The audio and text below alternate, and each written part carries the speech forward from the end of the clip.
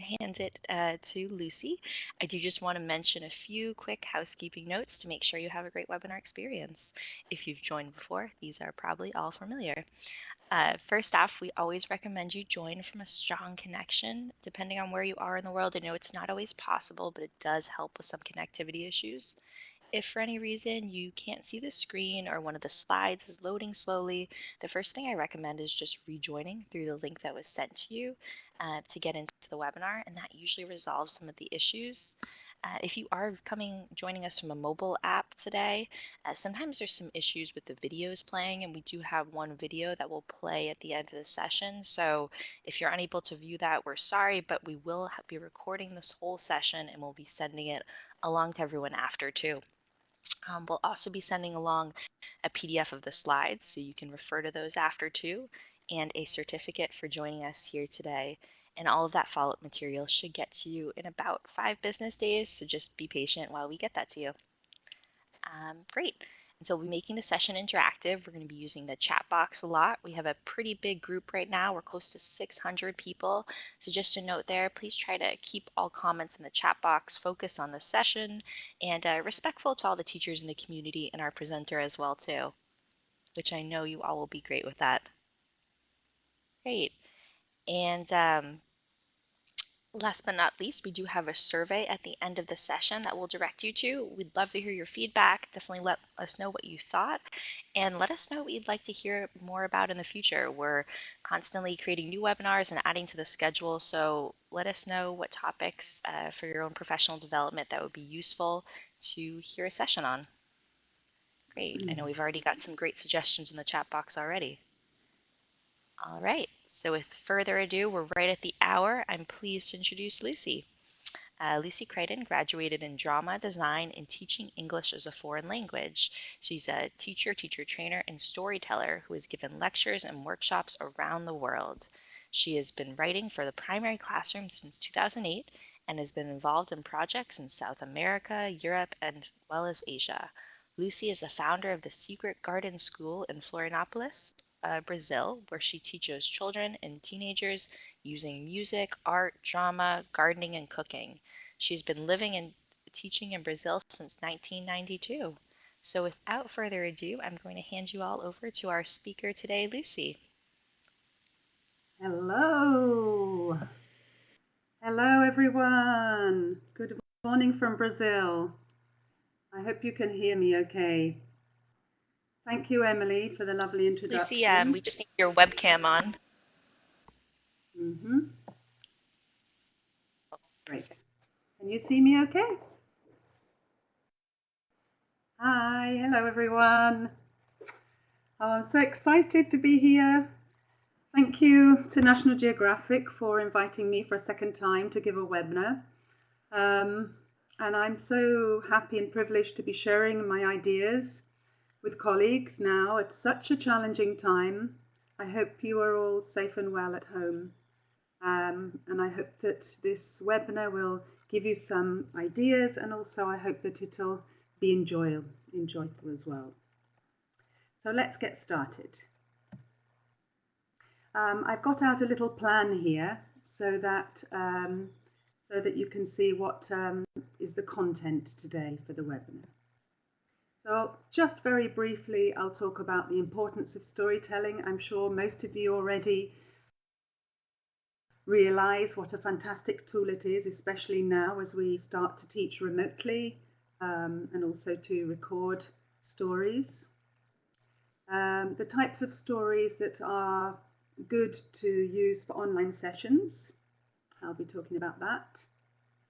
I've also got my storytelling toolkit here next to me on my desk with all sorts of different bits and pieces for you to see. And mostly they're things that you can find around your home. I'll be talking about our faces as well, the way that we express ourselves through stories visually, but also I'll be talking about our voice. I'll be sharing a short story, also a little bit of non-fiction as well, which can be lovely as well online, and a couple of real-life anecdotes, because when we share our own stories to our students, I think They enjoy that a lot as well. Then I'll be giving you an idea about a 7-word story, which is a way for your students to be the storytellers. As Emily said, we'll be showing a little video at the end of the session with some storytelling sound effects that you can do. And finally, if we do have time, perhaps we've got time for some questions and some answers. Okay, great. So let's get started. So storytelling has earned its place as the most important tradition that humans possess. Every story contains a lesson to instruct the audience, and through those instructions and those beautiful images, we can teach love, we can reinforce information or cultural values, and we can share memories. We can also learn how to forgive, to be fair, to embrace change, and above all, to evolve as human beings. And ever so much at the moment, I think the story helps our young learners with their social emotional development. And you know how stories are very deep. So hopefully I'll be able to give you some very practical examples of those types of stories. This is an image of our most important people in our lives right now, right? Our students. And as we work with them online, it's important to remember a few special things. When we're working with them, we're going to keep the connection. Yes, what we had in our classrooms, we can now try to keep that connection going with our online classes. And also, I think for children, it's very important for them to keep some sort of routine, even though they're at home all the time right now. Routine is very important. So having the possibility of our online class going into that family's home can help them with their daily structure, I think, if it's possible. And also the quality of what we put in our classes when we're organising them shows how much we care, right? And that includes the choice of the story, perhaps, that you might take. We can also smile and laugh together, you know. If this is a very stressful time for a lot of people, a little bit of humour, a way to relax, a giggle can be very, very good for children and for us alike, right? And also, we're going to keep the language alive through our lessons. So you can see that there are a lot of ingredients in our online classes. It's not just about the language, right? As you know. So this is the first question for you. Have you been using stories in your online classes? And if so, what type of stories have you been using? Let's have a look. Some people yes, some people no. Simple ones, very simple ones, exactly. Yes, short stories. Yeah, exactly. Ooh, lots, yes and no. The chat box is going really quickly. Okay. Very simple ones, yes. Part of the reason that we will use very simple stories for our online classes for young learners is their attention span. Can you imagine it's different for them being in the classroom, having our physical presence, as it is to watching a screen? And you will see, I think, you know, for very young learners, the maximum we can have an online class is like 30, 40 minutes maximum, because they start to yawn and they'll start to get dispersed. I think for the under sixes, for example, it's even shorter. So let's have a look. What type of story can we use? So as many of you have said very correctly, that yes, the stories have to be short. And that's why some of the stories in the anthologies in the lower levels are very nice, because they are very short and sweet. As I said earlier, we can also use non-fiction stories, and I'll give you a couple of ideas of how to do that. Stories with props. If you were in my last webinar, you'll see that I'm the type of storyteller who has all sorts of bits and pieces, not just a book necessarily to tell a story. And perhaps if some of you don't have your material from school and you're at home teaching remotely, then little bits and pieces are very important, and I'll also show you what you can do with that. And lovely face-to-face stories, little anecdotes that you have about what's been going on in your house, just to share some daily stories with your students. So I'm going to start then by showing you my storytelling toolkit. And I'm pretty sure that most of these things, most of them, you will have at home. So too will your students. So dressing up clothes. So if you don't, I mean, any clothes will do. Perhaps you've got a funny hat or an interesting shawl or something. But because I have children myself, I also have things like, I also have things from Halloween. So if you're going to tell a story about a witch, perhaps this kind of hat might be great. And with some a little bit of sound effects, and the hat can be very nice if you're going to tell a story about a witch. I've also got this little hat, which is like a tiger. So this would be the hat if I was going to tell this story, the tiger who came for tea, then I would use this hat to tell the story. Yeah. Another thing I have here is the ears. Yes. So for animal stories, this is a really simple thing. Here where I live in Brazil, you can buy these little Alice bands, and then you can just make your own set of ears depending on the animal. Here's a little piggy. Yeah. So quite simple and quite easy to have all these different things. Any dressing up clothes make the story more interesting for the students. Musical instruments. Now, not everybody has musical instruments in their house. Something as simple as a pot with a bit of rice. So you've got some percussion. You can have perhaps the sound of rain, the sound of the sea waves coming in. So this is a very simple thing. Another one I love are the two coconut halves, right? So you can do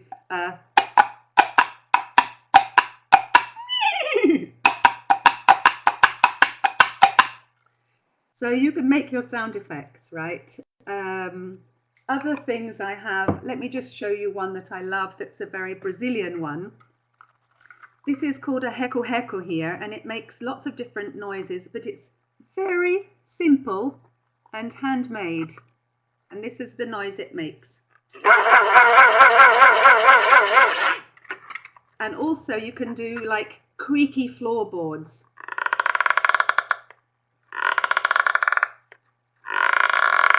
Or you can do a door opening in a scary story. Yeah, so wherever I go, I'm always looking for little instruments. This was a toy that my children had when they were very little, but it's lovely. Yeah, so there's lots of different things you can have. But as I've said, if you don't have instruments, you can just have a little pot of rice, can go a long way.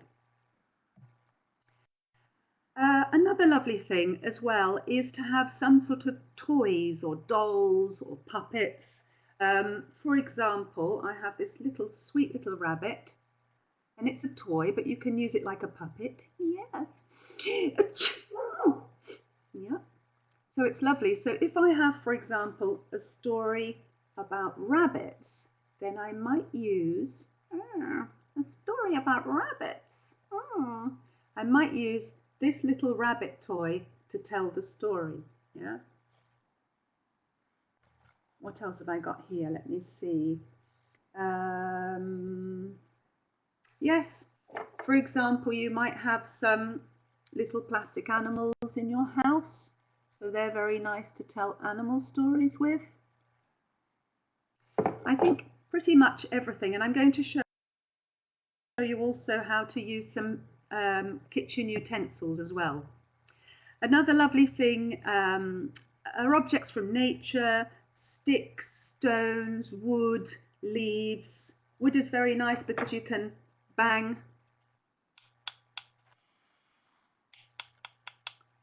sticks together, you can move stones. I like a lot of the natural materials as well. So a wealth of things you can use for your stories. Bottles, glasses, kitchen items. I will be telling you the story about the emperor later, and the emperor can be a bottle dressed up, you will see in a little while. So I don't think there are any limits to what you can do and what you can use in a story in terms of your household's equipment. And one other thing is to use cloth in different sizes. I always have lots of different colours and tones of cloth, so you can use it as a background, you can use it as a cloak to put around you, you can use it for some beautiful sky. Cloth is amazing because it just does so many different things, right? Okay, let me move on.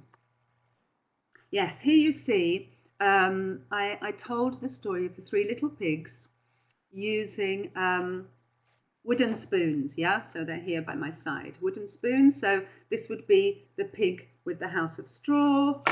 This would be the pig with the house of sticks. And this would be the pig with the house of bricks. And this that I have here is a nutcracker, and I thought it was very wolfy.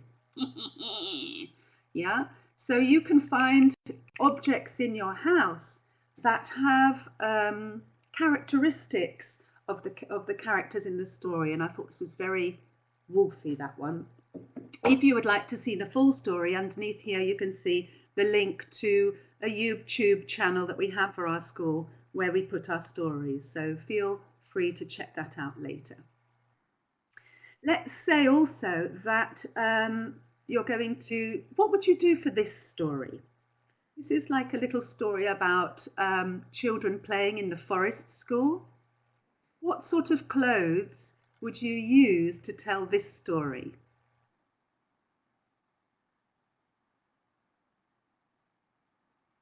Yeah, exactly. A raincoat, or you can just simply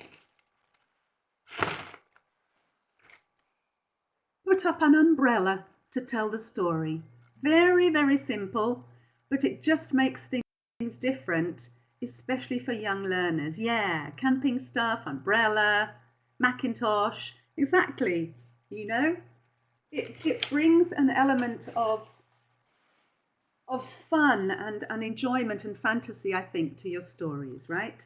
And yes, I saw somebody wrote there, to a certain extent, you do have to be like a little bit of an actor or an actress when you're going to tell your story. Okay?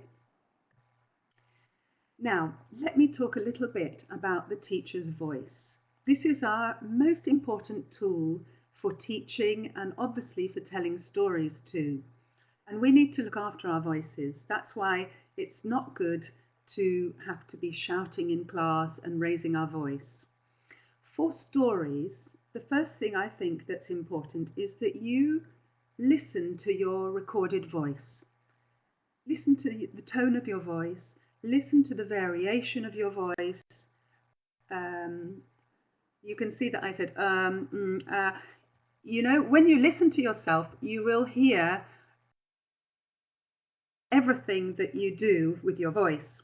So it's important to get to know that sound and to make sure that it sounds interesting and varied for your students, because nobody wants to listen to a story all on the same level and it's very boring and you just go on and there's no intonation and it's all that. Nobody wants to listen to a story like that. They'll fall asleep, won't they? All right, so breathing is important, yes. Breathing before you start the story, your breath can tell all sorts of wow, different things in your story, the way you use your breath. And also, I think it's important as well, when you're calming your students down before you tell the story, to get them to breathe as well. And I will give you an example of that in a second. So it is important to speak with enthusiasm, right? We can hear that in somebody's voice. If I speak like this and I'm not smiling, it's one way of speaking. But if I speak like this, you can hear that I'm smiling and I'm saying something with enthusiasm, right? Yeah, it can be very subtle, but it is important. Also, to project your voice. Yes, your students want to hear every single detail of the story. And I know how difficult it is to tell a story in another language because I also tell stories in Portuguese. And sometimes I make mistakes and sometimes my pronunciation isn't great. So if I tell the story in a nice, slow, careful, energetic way, then it's better for my students to understand what I'm saying too. We have to vary the pace and the pitch and the volume of our delivery, okay? Sometimes we might be talking like really quickly and then sometimes very slowly, you see? We need to articulate some of the words, right? Especially if you're going to tell a story with phonics. There are lots of stories with lovely rhymes, and we never want to swallow the end of the word at the end of the sentence. So rhyming stories are great if you articulate the words carefully. And then the compelling power of the pause. Do you know what I mean? The pause is a very essential ingredient. And we can also use different voices for each character or narration. And I know that some teachers think, oh my goodness, it's just the best I can do is actually just get the book and tell the story. But the more you get into storytelling and the more confident you feel, I think the more you want to test out different things and have a go at something new. So using voices, perhaps not if you're a beginner storyteller, but using voices when you get a bit more confident can be lovely. And let me just give you an example. So let me see, oops, I've gone to a different mode, sorry about that. Oh dear, I've pressed the wrong button. Okay. So once upon a time there lived a witch. Yes, the scariest witch in the village. So I've read that with my regular voice, or I can read it with a witch's voice. Once upon a time there lived a witch. Yes, the scariest witch in the village. Or I can use two different voices. Once upon a time there lived a witch. Yes, the scariest witch in the village. So I can go back and forth with my narrator's voice and with my character's voice. It's not that difficult once you have a go. Now, also, I think, oh, I've done it again, sorry. Also, I think it's interesting if you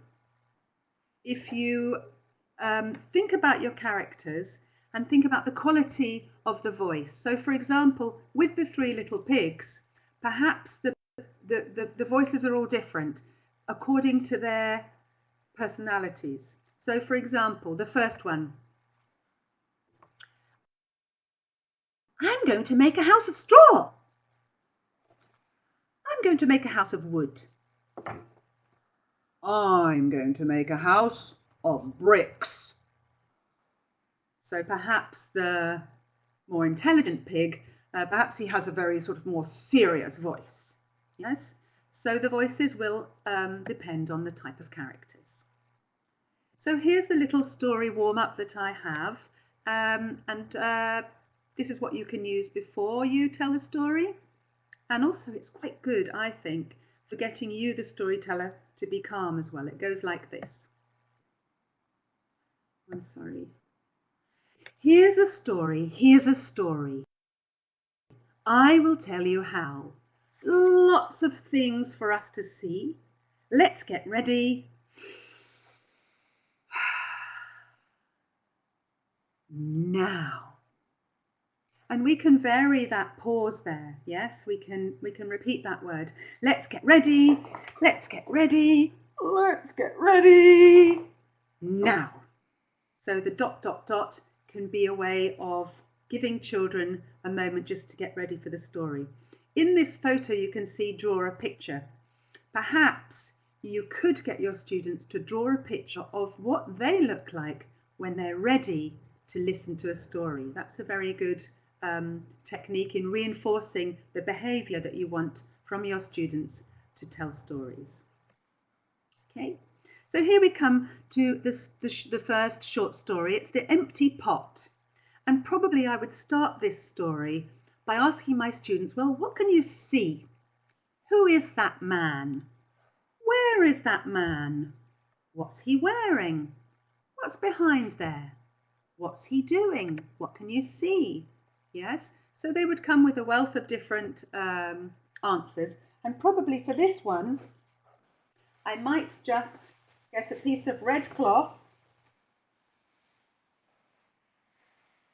because I'm going to tell the story from the emperor's point of view. So I might just choose a couple of colours that I can see the emperor has and use them to tell the story.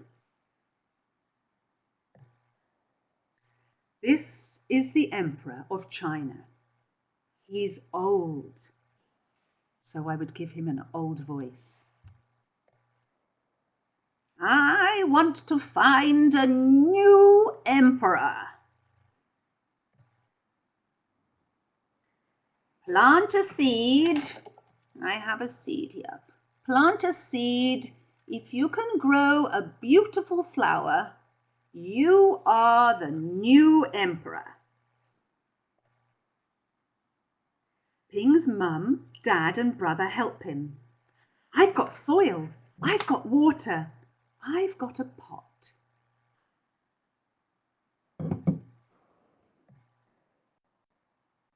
I'm sad. I want a flower.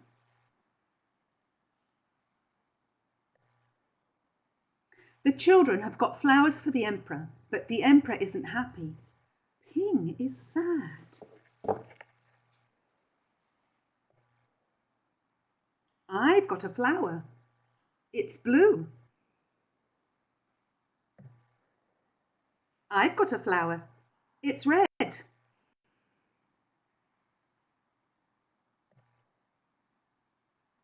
My pot is empty.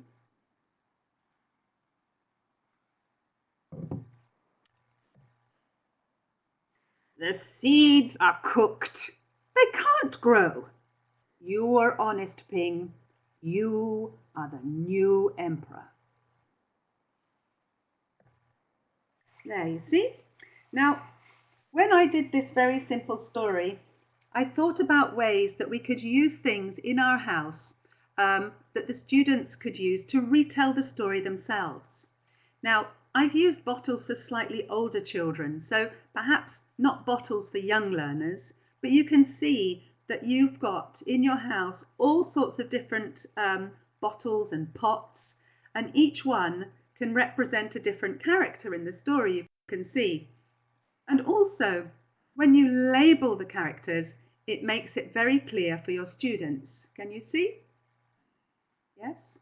You have the emperor, the seeds, the pot, and you also have the flowers inside the pots for the children that bought their flowers to the emperor, right? Do you think that's possible? Yes, another thing that you can do, and this is lovely for your students because most of our students have got toys, right? And they can basically find a toy that they think looks like Ping or represents the emperor, and they can use their toys to act out. I love when I'm working online is to get my students to bring things to the class. So get them to bring a toy, get them to bring an object, have a little bit of show and tell, right? So it's lovely to use these things for students to retell stories so that they are the storytellers. Okay, great.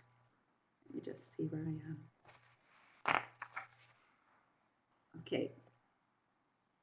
Now, this is going to be, this is a non-fiction story. It's in level 3 of the anthologies, and it's about the Culture House.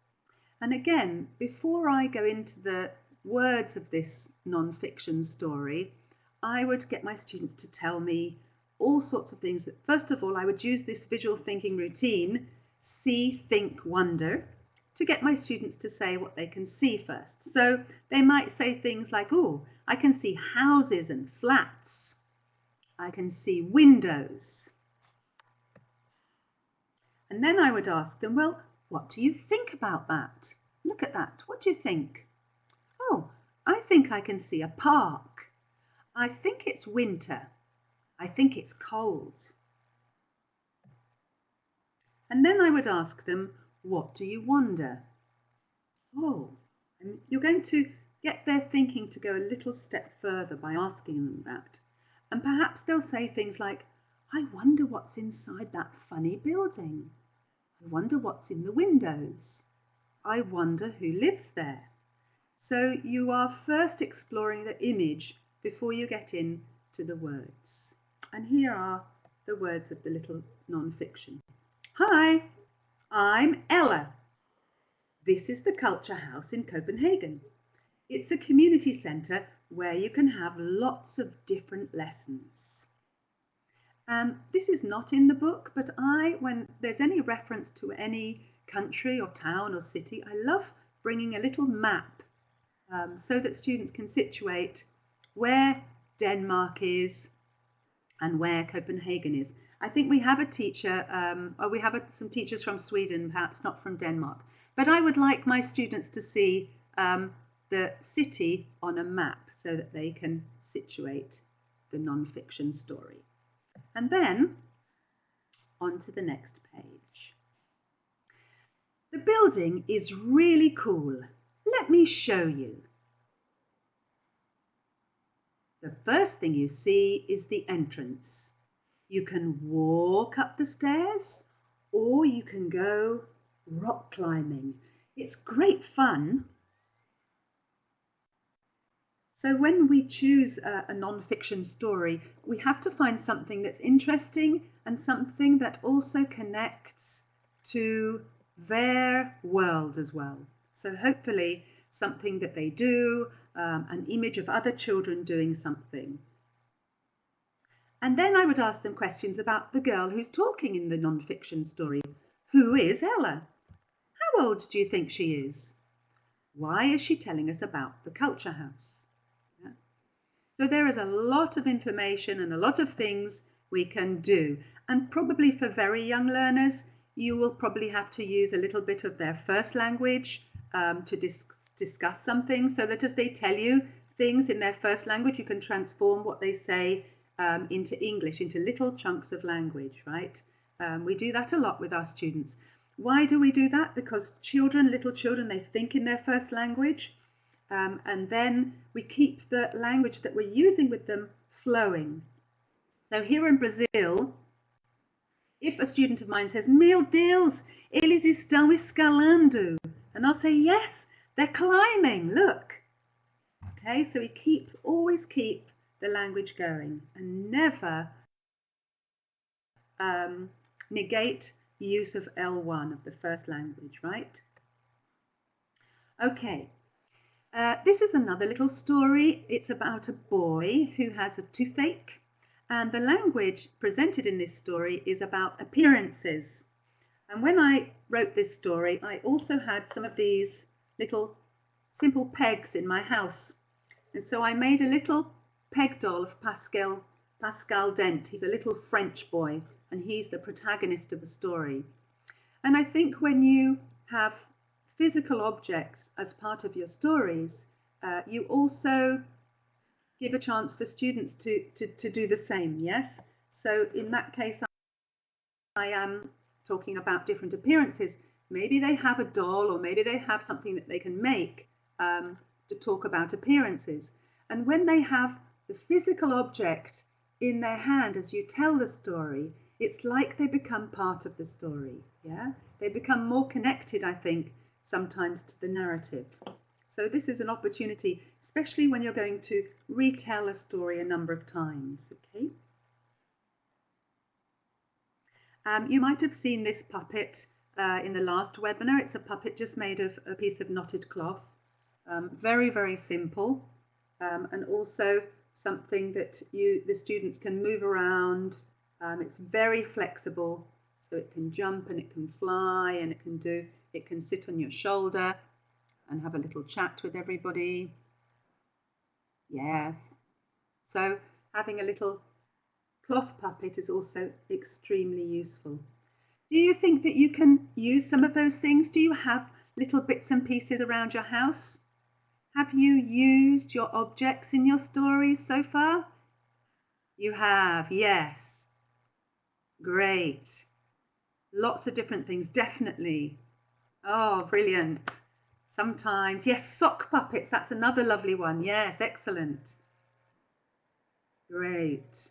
Oh, I think when you love teaching children, you always want to do something. The other day, I made this little ladder because in our garden we have fairies, and the fairies are also in quarantine, and they had to bring up a lot of things into their little fairy nest. So I made this little tiny ladder out of sticks from the garden.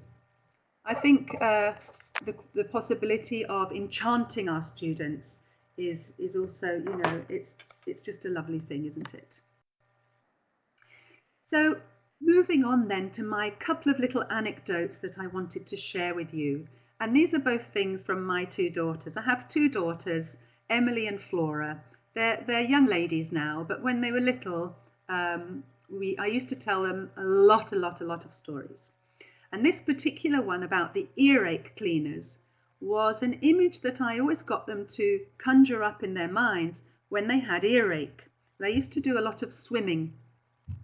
Here I live on an island and it's surrounded by lots of different beaches. So they were always in the sea or in the swimming pool. And you know, little children, they get earache.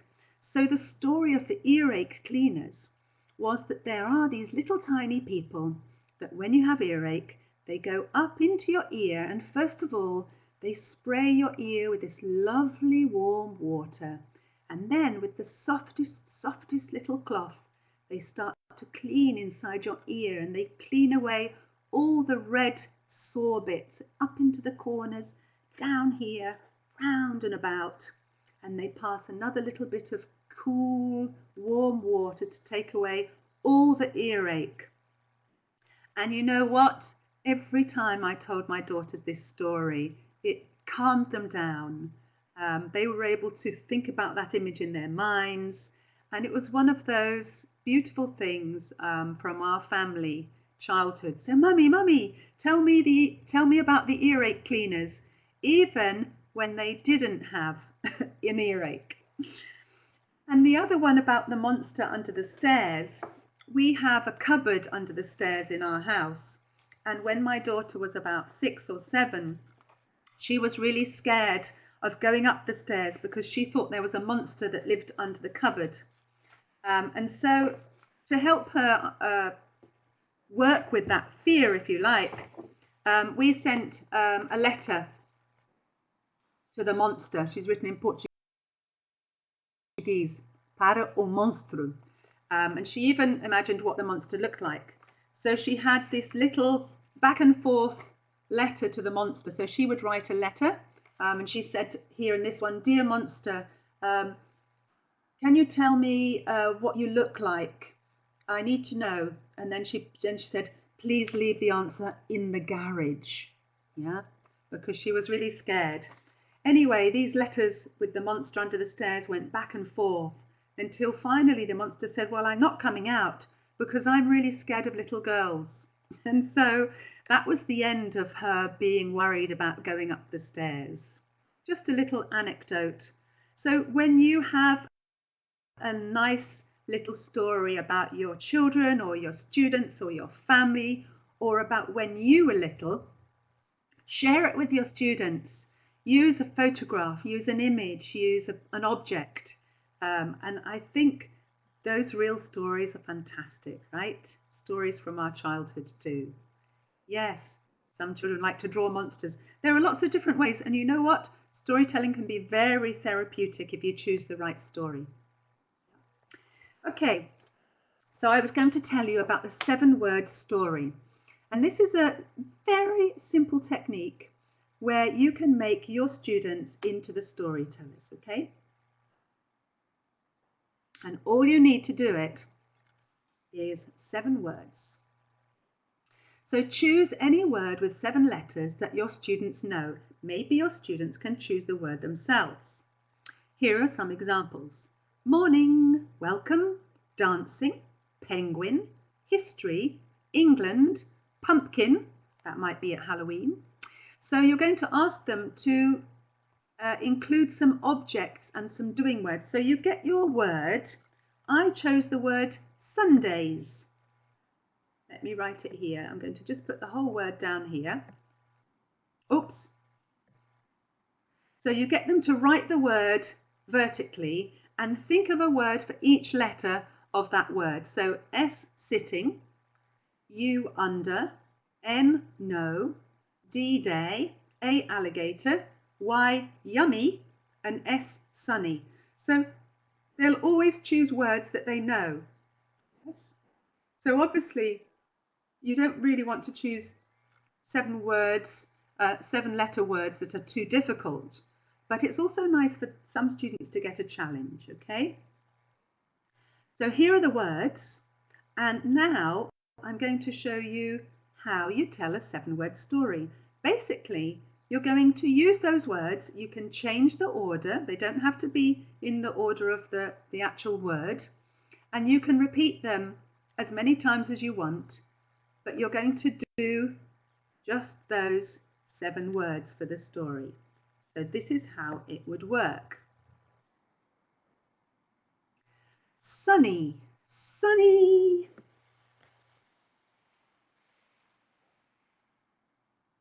Sunny day. Sitting, sitting, sitting.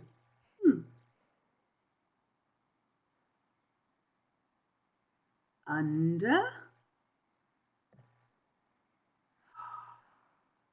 Alligator, alligator, alligator. Yummy, yummy, yummy, yummy. Yummy, yummy, yummy. No!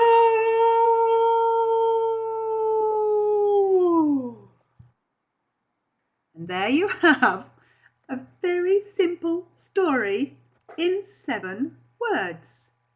Yes, it's a very creative way to use words in a story.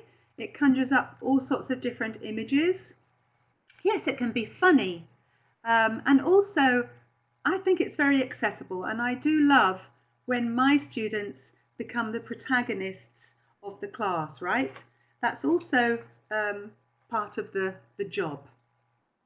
All right. Okay, so let me tell you about an app that I've been using, and I'm still learning how to do it. And the only way to learn how to use an app is using it. And it's an app called Clips. And it allows you to record not only yourself with your voice, you can also record the image in the book and voice over to read the story. And it has all sorts of different resources in it. You can have it, and then what you do is you record your story, or you can use it in your online session as a recorded thing, or what I've been doing is I've been sending the story out to the students after an online session. This particular story we used in our school after the students had been learning about shapes. And we did shapes around the house and shapes in the sky and shapes all around the world. And we had this story to introduce, to sort of go together with the regular course book class that they'd had. So we're going to show you a part of the video of it, and part of it where we used some sound effects also to show how to do that. Emily, can you show the video, please?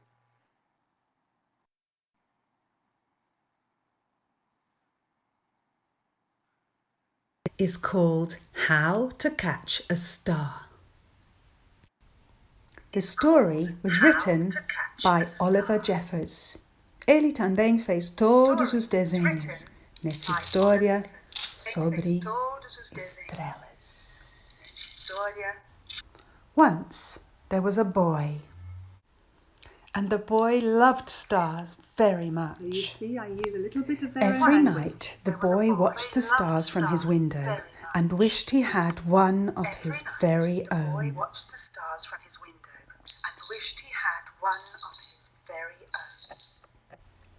He dreamed how this star might be his friend. They would play hide and go seek. Hapidu, skondi, skondi. And they would take long walks together.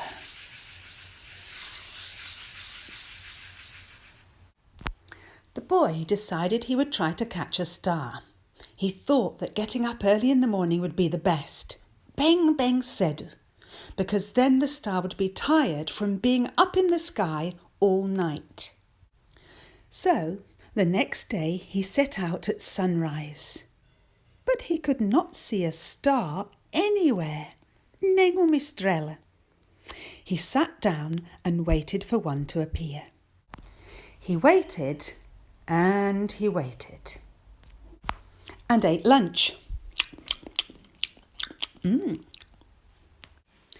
And waited. And after dinner, he waited some more. Finally, just before the sun was about to go away, he saw a...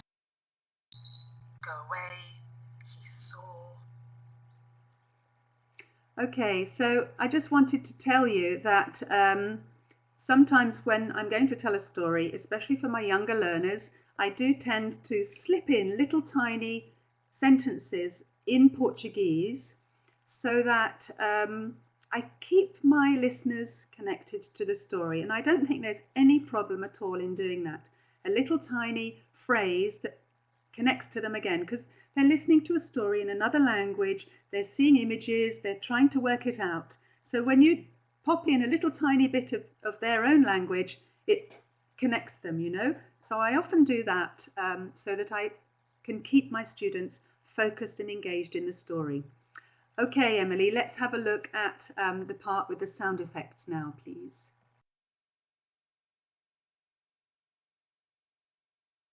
The sound effects, os efeitos sonoros.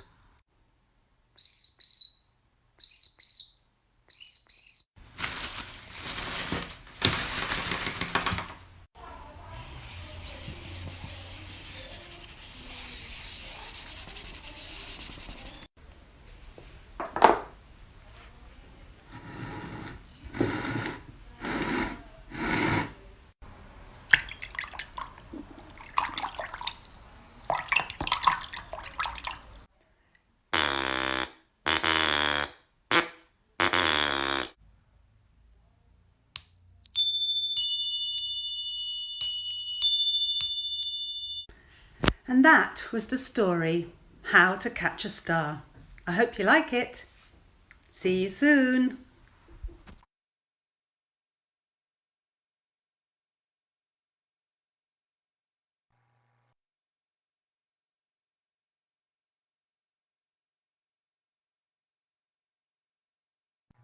Those of you on your mobile phones, perhaps you weren't able to see the video or hear it.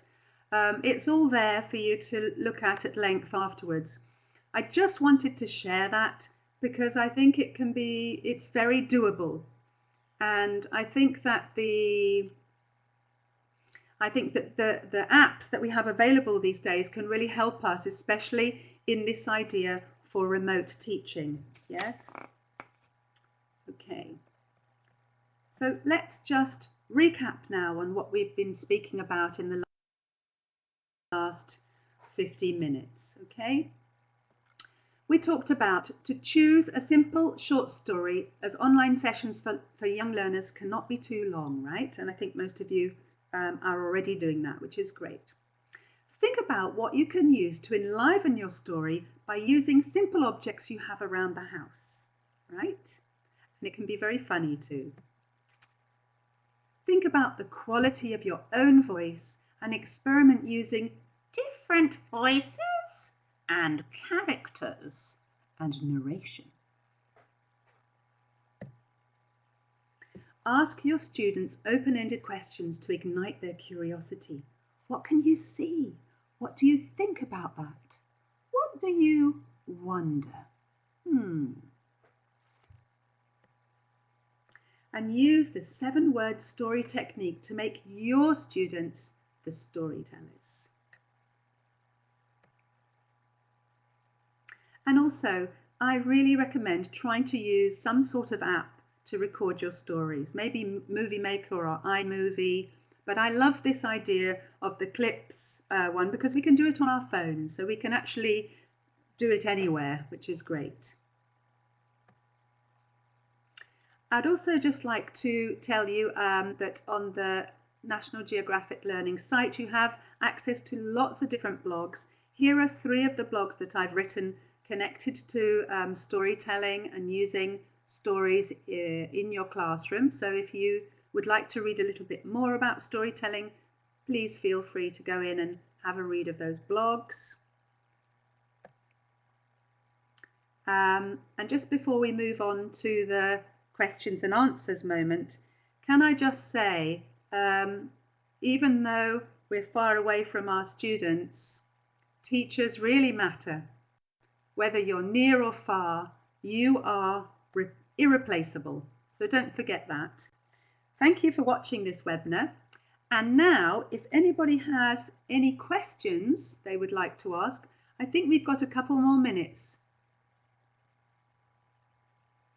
Let's see if anybody has any queries or doubts or something they would like to share.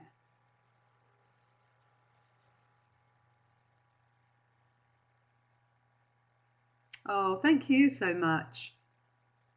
Do you have any tips for creative writing with graders 1 to 3? That's an excellent question. Tips that I would have, for example, about creative writing is I think it's always interesting for, if you're going to get your students to write, before you actually give them the language that they might need to do that, I would give them an image, a beautiful image, an illustration, a photograph, a piece of music. First of all, I would build up their curiosity and creativity about the subject you want them to teach. So, for example, if you want them to talk about something they do in their daily lives, perhaps bring some objects, right? A towel, a toothbrush, a comb for your hair. Bring them something so that it connects to what you want them to write about. If you want them to write about food, bring them images of beautiful food from around the world, okay? I always like to do that. How can I find voices for my characters? That's a really good question too. Well, I think if you look at the face, for example, let me give you an example quickly here. Who have I got? Okay, let's say I've got the rabbit and the mermaid. For me, the rabbit looks like a little boy. Yeah, I'm a boy. So I would have like a kind of, yeah, young boy's voice. And for the mermaid, obviously she's a girl. So perhaps I would have a very kind of sweet little sea voice, very mystical and very watery for when the mermaid is talking. So look at the characteristics, what that character looks like, think about the age, and then I think you'll be able to find the voices for your characters. Yeah. How to engage with kids who are a bit older? This is a really good question too. In our school we have students 9, 10, 11, 12. Recently I told them a story about my pet. I have a dog. So I made a PowerPoint presentation about my dog, and you can make it like a descriptive text about your dog, my dog's name, my dog's age, my dog likes to do this and that, or perhaps talking from the dog's point of view. Oh, yes, I like Lucy, she's okay. Yeah, she gives me food. So try and find something that will relate to those students. I think pets is a great thing. It's good for all ages. And also for those sort of tweens, preteens, it has to be a little bit cool and a little bit funny. So perhaps you're going to tell stories using comic books or a comic strip. Yes? Okay. Oh, there's so many questions.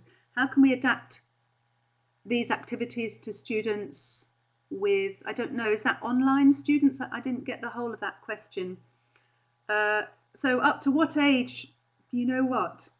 Obviously, some of the things are for children, yes? I wouldn't perhaps use this rabbit for my teenagers. You know, they might think, oh, that's too babyish. But there are ways of adapting materials and even, you know, the voice and the choice of your story according to your student's age range, yes? So, I mean, I've used a lot of these things. This one in particular, the sound of the grasshopper, I use that in my class with my teenagers. When I ask them, I say, oh, who would like to read out loud? And there's a deathly silence. And I play the grasshopper and they burst into laughter. So a lot of these things can be adapted for all ages. Okay, so keeping students engaged. Like I said, it's bringing an essential, interesting element into your story, using different props to do that, maybe a bit of music, maybe a warm-up rhyme or a song. And keeping them engaged, it also might include using their language